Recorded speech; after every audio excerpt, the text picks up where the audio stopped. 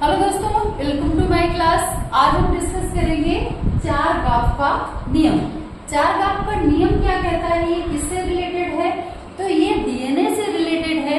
चार गाफ ने डीएनए से संबंधित कुछ नियम दिए जिसे क्या बोला जाता है, चार गाफ का नियम। कब दिया ये नियम? दिया 1950 में। उन्होंने बोला कि एक जाति के प्यूरिन तथा पिरामिडीन क्षारयुग्म एक जैसे होते हैं, इनका अनुपात एक जैसा होता है, परंतु दूसरी जाति का जो अनुपात है इसका प्यूरिन और पिरामिडीन का वो कैसा होता है, अलग होता है। तो यानी ये सभी को पता है कि डीएनए क्या होता है, एक जाति का डीएनए इसका प्यूरिन और पिरामिडीन कैसा होगा, समान। प्यूरिन में क्या पाया जाता है दोस्तों? तो एडेनिन और ग्वानिन। पिरिमिडीन में थायमिन, साइटोसिन और क्या पाया जाता है, यूरेसिल। ठीक है, तो ये बोल रहा है कि adenine guanine, adenine plus guanine किसके बराबर होगा, थायमिन और किसके बराबर होगा, साइटोसिन।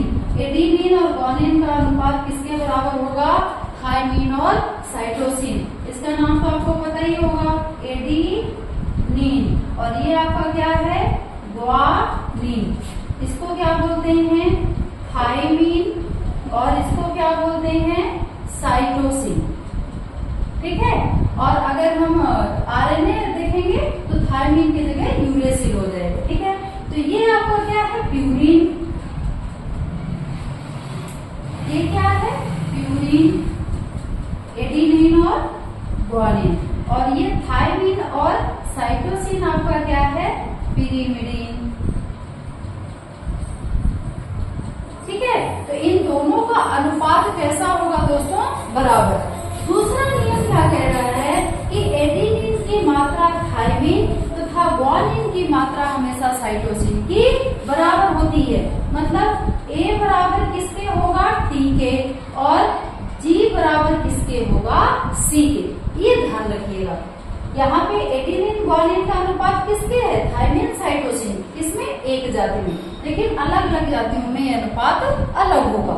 ये चार गाफ ने बताया। दूसरा क्या बताया, एडेनिन की मात्रा हमेशा थायमिन के बराबर होती है और ग्वानिन की मात्रा किसके बराबर होती है दोस्तों, साइटोसिन की। तीसरा क्या है, डीऑक्सीराइबोस शर्करा और फॉस्फेट समूह का जो अनुपात होगा, जो रेशियो होगा, वो कैसा होगा, बराबर। यहाँ पे डीऑक्सीराइबोस शर्करा, ये ठीक है, इसका अनुपात किसके बराबर होगा, इसके बराबर होगा, फॉस्फेट समूह के। ठीक है, इनका रेशियो कैसा होगा, इनका अनुपात कैसा होगा, बराबर। रेशियो कैसा होगा, बराबर, ध्यान रखिएगा। और तीसरा नियम इन्होंने, और चौथा नियम इन्होंने क्या दिया कि जो सूक्ष्म जीव होते हैं, ठीक है, सूक्ष्म जीव होते हैं, उनमें A+T का जो अनुपात होता है, सूक्ष्म जीव। चौथा क्या है, जो सूक्ष्म जीव होते हैं उसमें एडेनिन प्लस ग्वानिन और थायमिन प्लस साइटोसिन का अनुपात कम होता है, जबकि उच्च जीवों में इनका अनुपात कैसा होता है, ज्यादा। इनका अनुपात कैसा होगा, उच्च जीवों के लिए अधिक होगा, नहीं सॉरी, यहाँ पे क्या होगा, एडेनिन और थायमिन, और यहाँ पे होगा ग्वानिन प्लस साइटोसिन। ठीक है, तो एक तो ये हो गया प्यूरिन पिरामिडीन, और एक ये रेशियो है जो सूक्ष्म जीवों में कैसा होगा, सूक्ष्म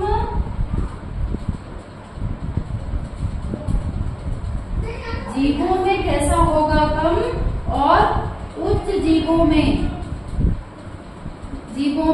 A+T और G+C कैसा होगा, ज्यादा। इनका अनुपात कैसा होगा, ज्यादा। तो ये है आपके चार गाफ का नियम। ये नियम इम्पोर्टेंट है, बोर्ड परीक्षाओं में पूछा जाता है, तो इसको आप अच्छे से कवर कर लेना। ये टॉपिक हार्ड नहीं है, तसल्ली से पढ़ोगे सारी चीजें क्लियर हो जाएंगी। ठीक है।